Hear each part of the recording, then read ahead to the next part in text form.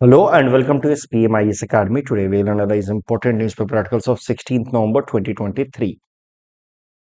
Please note you can download the PDF version of today's newspaper analysis by clicking the link given in the comment section. This is a list of the topics that we will be covering from today's newspaper. The first article is about PM Jan Man scheme. This topic is important from our syllabus GS paper 2 governance point of view. तो कल ही हमने discuss किया था कि 15 नवंबर को हमारे देश के अंदर जनजातीय गौरव दिवस मनाया जाता है। इसी कॉन्टेक्स्ट में हमारे प्रधानमंत्री नरेंद्र मोदी जी ने एक नया स्कीम लॉन्च किया है for vulnerable tribal groups. Tribals के अंदर भी जो एक्सेसिव बैकवर्ड ट्राइबल ग्रुप्स होते हैं उनको स्पेशल कैटेगराइजेशन दिया गया है पीवीटीजीज का, पर्टिकुलरली वल्नरेबल ट्राइबल ग्रुप्स का। और उन पीवीटीजीज के लिए एक अलग से स्कीम, उनके वेलफेयर के लिए एक अलग से स्कीम चलाई गई है जिसका नाम है पीएम जन मन स्कीम। इसका पूरा नाम है प्रधानमंत्री जनजाति आदिवासी न्याय महाअभियान स्कीम। इस स्कीम की शुरुआत हमारे प्रधानमंत्री जी ने की फ्रॉम झारखंड खूंटी डिस्ट्रिक्ट।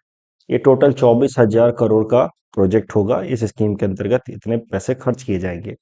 इस स्कीम का अगर ऑब्जेक्टिव देखा जाए पीएम जनमन स्कीम का, तो जैसा कि मैंने आपको कहा there will be special focus on particularly vulnerable tribal groups.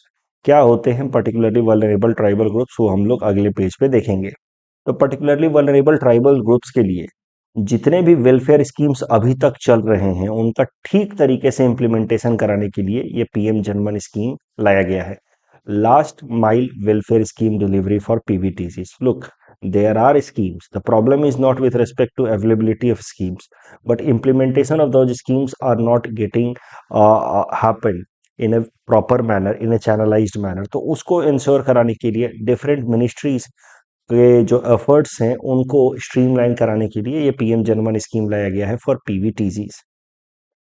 तो PVTGs are those tribal groups who are facing the threat of extinction, उनको उस वर्ज ऑफ एक्सटिंक्शन से बचाना मेन गोल है इस पीएम जनमन स्कीम का। तो पीवीटीजीज के बारे में जरा समझते हैं जिनके लिए ये पीएम जन मन स्कीम लाया गया है। पीवीटीजीज के बारे में लास्ट मंथ भी हमने एक आर्टिकल कवर किया था जब हम हैबिटेट राइट्स ऑफ ट्राइबल्स के बारे में पढ़ रहे थे। वहां पे भी हमने देखा था, एक बार फिर से देखते हैं। देखिए 1973 में भारत सरकार ने कमीशन बनाया धेबर कमीशन, जिसको टास्क दिया गया कि जो ट्राइबल ग्रुप्स एक्सेसिव बैकवर्ड है, ट्राइबल के अंदर भी जो एक्सेसिव बैकवर्ड ट्राइबल ग्रुप्स हैं उनको आइडेंटिफाई किया जाए ताकि उनके लिए अलग से वेलफेयर मेजर्स लाए जा सके। तो देबर कमीशन ने कुछ एक्सेसिव बैकवर्ड ट्राइबल ग्रुप्स की आइडेंटिफिकेशन की और उनको नाम दिया गया प्रीमिटिव ट्राइबल ग्रुप्स पीटीजीज। बाद में भारत सरकार ने 2006 में इन पीटीजीज को कन्वर्ट करके इनका नाम रख दिया PVTGs, particularly vulnerable tribal groups.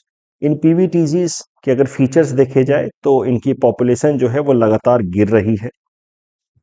काफी आउटडेटेड प्री एग्रीकल्चरल एरा के ये लोग टेक्नोलॉजीज का इस्तेमाल करते हैं। Literacy level is of course low. Economic activities are very subsistence, मतलब बेयरली सर्वाइव कर रहे हैं। These people are living in isolated areas जहाँ पे सरकारी स्कीम्स या उनके वेलफेयर मेजर्स पहुंच नहीं पा रहे ठीक तरीके से। That is the reason behind these tribal groups moving to the verge of extinction. और इसी कारण से पीवीटीजीज के लिए ये पीएम जनमन स्कीम लाया गया है। अगर पीवीटीजीज की बात की जाए तो देश के अंदर टोटल 75 ट्राइबल ग्रुप्स को आइडेंटिफाई किया गया है पीवीटीजीज। सबसे ज्यादा पीवीटीजीज की संख्या है in the state of Orissa. A board work है related to this topic so that you can note it in your notebook and revise it in future. The next article is about Rwanda deportation plan of UK. ये लगभग 2 साल पुराना issue है लेकिन वापस से news में आया है। क्यों न्यूज में आया है वो भी जरा देखेंगे। ये अच्छा टॉपिक है as far as international relations is concern, लेकिन उससे भी ज्यादा इंपॉर्टेंट होगा, ये मेंशन करने में काम आएगा in GS paper 4 ethics and integrity. GS paper 4 में अगर आप अपना चैप्टर 7 देखें तो there a topic is dedicated on issues of ethics in international relations. तो वहां पे इसका आप जिक्र कर सकते हैं। इंटरनेशनल रिलेशंस के अंदर एथिकल एरियाज कौन कौन से हैं, थोड़ा सा बैकग्राउंड देखते हैं। देखिए पिछले 2-3 साल में यूके के अंदर इलीगल इमिग्रेंट्स या रेफ्यूजीज की संख्या काफी ज्यादा बढ़ रही है।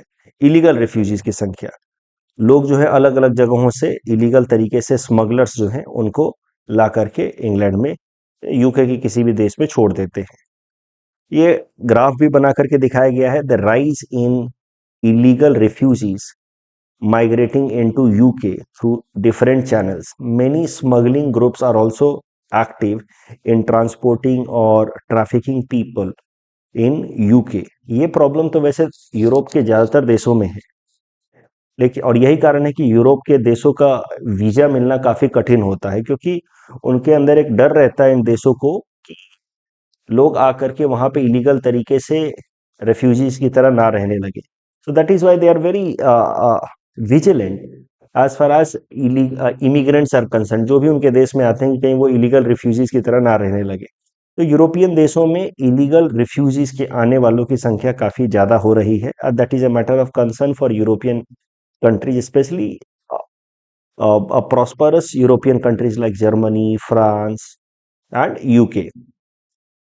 तो सवाल उठता है कि आखिर ये देश इन रिफ्यूजीज को वापस क्यों नहीं भेज देते, आइडेंटिफाई करें, वापस भेजें। नहीं भेज पा रहे हैं, उसके पीछे कारण है एक इंटरनेशनल कन्वेंशन या एक इंटरनेशनल लॉ, जिसको कहते हैं Geneva convention on refugees, that was brought in 1951। इससे एक एडेड प्रोटोकॉल भी जेनेवा कन्वेंशन में ऐड किया गया 1967 में। तो protocols over a convention are added in order to expand the ambit of a convention या इंटरनेशनल लॉ। तो जेनेवा कन्वेंशन या इंटरनेशनल लॉ जो है रिफ्यूजीज से रिलेटेड, उसका नाम है Geneva convention of 1951।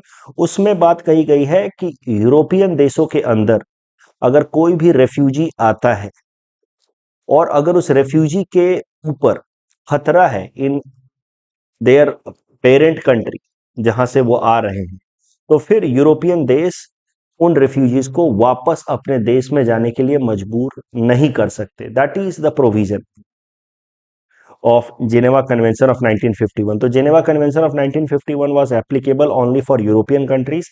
Later on, a protocol was added in 1967 that extended this provision to all other countries who were signatory to Geneva Convention. फिर से सुनिए, जेनेवा कन्वेंशन 1951 में जब साइन हुआ तो उसके हिसाब से यूरोपियन देशों में आने वाले इलीगल रिफ्यूजीज को यूरोपियन देश अपने देश से डिपोर्ट बैक नहीं कर सकते if these refugees are facing some threat to their life and survival in the country where they have been living so far. इसी को कहा गया है प्रिंसिपल ऑफ नॉन रिफाउलमेंट, आप वापस नहीं भेज सकते।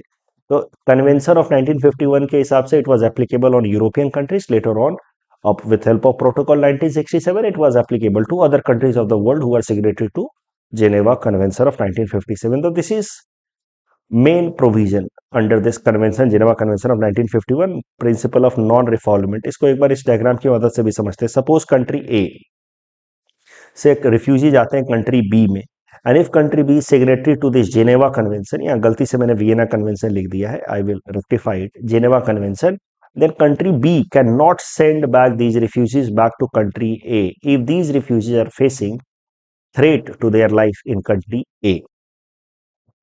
और यूके इस कन्वेंशन का सिग्नेटरी है, इस कारण से इनको भेज नहीं पाता है। ये रिफ्यूजीज फिर क्लेम करते हैं कि नहीं, हमारे जान को खतरा है, और यूके जिनेवा कन्वेंशन को वॉयलेट कर रहा है। बात की जाए अगर भारत की, तो India is not signatory to either the convention और इट्स प्रोटोकॉल। देखिए, इंडिया वैसे तो रेफ्यूजीज को लेकर के काफी ह्यूमेन अप्रोच रखता है, काफी एकोमोडेटिव अप्रोच रखता है, और उसका बेस्ट एग्जांपल है सिटीजनशिप अमेंडमेंट एक्ट ऑफ 2019। लेकिन हमने officially Geneva convention on refugees या उसके प्रोटोकॉल को साइन नहीं किया है। उसके पीछे कारण है कि जिस रीजन में हमारा देश पड़ता है और हमारे जो बॉर्डर्स अगर आप देखें तो वो बहुत ही पोरस है। पोरस से हमारा मतलब है कि not properly guarded, and that allows और that provides scope for illegal immigrants to enter into India. एक ये कारण है पोरस बॉर्डर। दूसरा, आसपास के देशों की तुलना में भारत काफी इकोनॉमिकली बेटर ऑफ है as far as economic opportunities is concerned. ठीक है, अब तमाम डेटा छोड़ दीजिए कि hunger index and all, in general Myanmar, Bangladesh, Pakistan या श्रीलंका के मुकाबले भारत में बेहतर इकोनॉमिक अपॉर्चुनिटीज हैं, so that might attract illegal immigrants into our country. Porous border तो है ही, इससे क्या होगा कि हमारे देश के ऑलरेडी जो इंफ्रास्ट्रक्चर स्ट्रेस में है, रोड रेलवे, वो और ज्यादा स्ट्रेस में आ जाएंगे, भारत के ऊपर इकोनॉमिक बर्डन बढ़ जाएगा, हमारा डेमोग्राफिक शिफ्ट भी हो सकता है, यानी कि जिस तरीके के रिलीजियस पॉपुलेशन है उसमें भी चेंज आ सकता है, कल्चर में भी चेंज आ सकता है। अब देखिए जो भी बॉर्डर रीजन्स हैं जहाँ पे इलीगल इमिग्रेंट्स हुए हैं, इमिग्रेशंस हुए हैं, वहाँ पे डेमोग्राफिक स्ट्रक्चरिंग में अंतर आया है, चाहे रिलीजन वाइज बात की जाए, कल्चर वाइज बात की जाए, तो इसको हम लोग फर्दर अलाउ नहीं कर सकते। That is the reason why India has not sign Geneva convention 1951। Otherwise illegal immigrants को एक आप कहिए एडिशनल मोटिवेशन मिल जाएगा to somehow enter into India and then claim their rights to stay in India under Geneva Convention of 1951. So, though India maintains a quite humane approach with respect to these refugees, it tries to accommodate or help them as much as possible, as is clearly seen with respect to India's Citizenship Amendment Act of 2019. But India refuses to have any legal obligation over it by signing any international treaty in this regard. Right? अब UK के ऊपर लगातार दबाव बढ़ रहा है, illegal refugees आ रहे हैं और यूके जेनेवा कन्वेंशन का सिग्नेटरी है तो उनको वापस भेज नहीं पा रहा है। तो यूके ने फिर एक नया तरीका निकाला। यूके ने रवांडा, एक वेस्ट अफ्रीकन कंट्री है, ईस्ट अफ्रीकन कंट्री है रवांडा, उसके साथ उसने एक अग्रीमेंट साइन किया, यूके रवांडा डिपोर्टेशन प्लान, जिसके अंतर्गत यूके ने रवांडा की सरकार को 120 मिलियन यूरोस देने का प्रॉमिस किया है। उसके बदले रवांडा सरकार ने यूके से कुछ इलीगल रिफ्यूजीज को अपने देश में डिपोर्ट कराने के लिए अग्री किया है। ये कमिटमेंट हुआ है यूके और रवांडा के बीच में। अब इसको लेकर के ऑफ कोर्स काफी सारा क्रिटिसिज्म हो रहा है और एथिक्स पेपर में इसका ज्यादा इस्तेमाल होगा। एथिकल कंसर्न्स क्या क्या है इसमें? सबसे बड़ी बात तो है कि यूके अपनी मोरल रिस्पॉन्सिबिलिटी को इवेड कर रहा है by using its money power.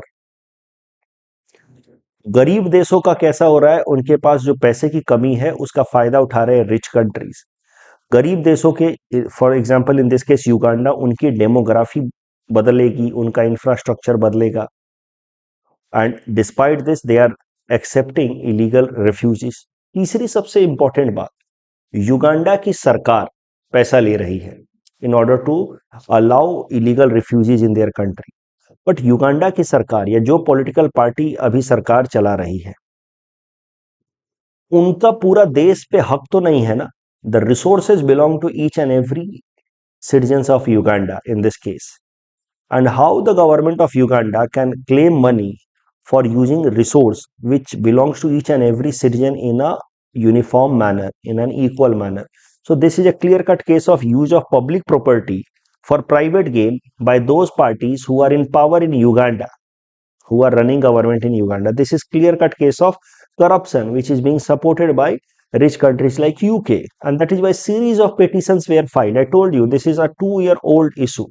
Series of petitions were filed by human rights activists against this UK Rwanda deportation plan. The matter was taken up in supreme court.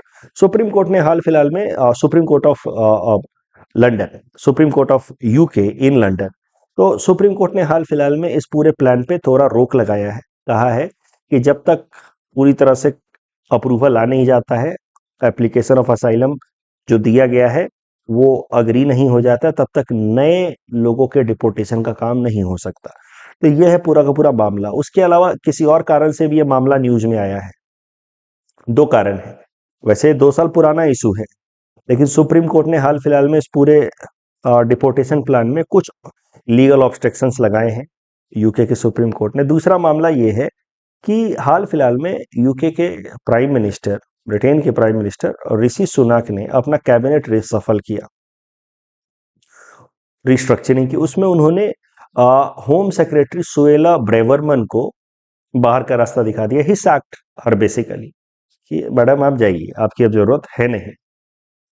और Suella Braverman is the person, the main person behind finalization of this UK Rwanda deportation plan. हाल फिलहाल में इन्हें कई सारे controversial statements भी दिए हैं वैसे तो इन्होंने, कि होमलेसनेस इज अ लाइफस्टाइल, ऐसा कुछ कहा है। जो लोग बेघर है, ऐसा नहीं है जिनके पास घर नहीं है वो गरीब नहीं है, उनका लाइफस्टाइल है, ऐसे कुछ कुछ आप कह सकते हैं सुपरफिशियल इडियोटिक स्टेटमेंट्स उन्होंने दिए हैं। उसके अलावा she was also the main person behind this UK Rwanda deportation plan. इसको लेकर के सरकार का काफी क्रिटिसिज्म भी हो रहा था हाल फिलहाल में, ऋषि सुनक सरकार का भी। इस कारण से भी ऋषि सुनक ने हो सकता है इनको बाहर का रास्ता दिखा दिया, और for all such reasons she was in news. और इसी कारण से रवांडा डिपोर्टेशन प्लान भी न्यूज में आया हाल फिलहाल में। फिर उस पर केस पे भी सुप्रीम कोर्ट ने फैसला सुना दिया, इस कारण से न्यूज में आया। तो हो सकता है आने वाले टाइम में ये जेनेवा कन्वेंशन पे आपसे प्रश्न पूछ लिया जाए मेंस में, इसलिए मैंने मेंस क्वेश्चन दिया है आपको, हिंट्स भी दे रखा है, you can see the hints and attempt this question. This is the board work for revision purpose. Next topic is APEC, Asia Pacific Economic Cooperation. This topic is important from our syllabus GS paper 2 international organization point of view. See, APEC नाम से ही आपको जैसा समझ आ रहा है, Asia Pacific economic cooperation, it is a group of 21 countries along Asia Pacific region who are looking forward for economic cooperation in the field of trade amongst themselves. और इसके लिए इन 21 देशों ने एक ग्रुप बनाया है या प्लेटफॉर्म बनाया है जिसका नाम है APEC, Asia Pacific economic cooperation. ये 21 देशों के नाम भी यहाँ लिखे हैं, यहाँ मैप में भी दिया हुआ है कि कौन से देश ने कब ज्वाइन किया। तो ये 21 देशों का ग्रुपिंग है जिसका नाम है एशिया पैसिफिक इकोनॉमिक कोऑपरेशन, जिसका मुख्य गोल है आपस में इकोनॉमिक कोऑपरेशन को प्रमोट करना, trade and other economic issues को। इसी कारण से एपेक की जब भी मीटिंग होती है तो उसमें अलग अलग मेंबर्स को कंट्री या नेशन के नाम से नहीं बुलाया जाता, इनको इकोनॉमी नाम से बुलाया जाता है। Russian economy, Chinese economy, because they meet as an economy with the goal of economic cooperation. बात की जाए अगर इंडिया की, तो India is not a member of APEC. India expressed its willingness to join APEC at least two times in the past. 1991 में when India brought LPG reform, after that India expressed its willingness to join APEC. At the same time in 2016 also India joined its willingness to join APEC, but both time APEC members blocked India's membership to APEC. India का मानना है कि since India also belongs to the region, logically Asia Pacific region में India भी पड़ता है, India given the size of Indian economy, India should be given membership of APEC, but so far APEC members have declined India's proposal. APEC हाल फिलहाल में news में क्यों आया? क्योंकि एपेक की एक मीटिंग हाल फिलहाल में शुरू हुई है in San Francisco, US. The news is not important but APEC grouping itself is important. इस पे यूपीएससी ने 2015 में ये प्रीलिम्स क्वेश्चन भी पूछा था। Please attempt this question and you can submit the answer in the comment section. The board work is here for revision purpose. 21 countries in Asia Pacific region, India not a member. The next topic is insurance surety bond for road infrastructure. This topic is important from our syllabus GS paper 3 Indian economy point of view, especially infrastructure. क्या होते हैं surety bonds?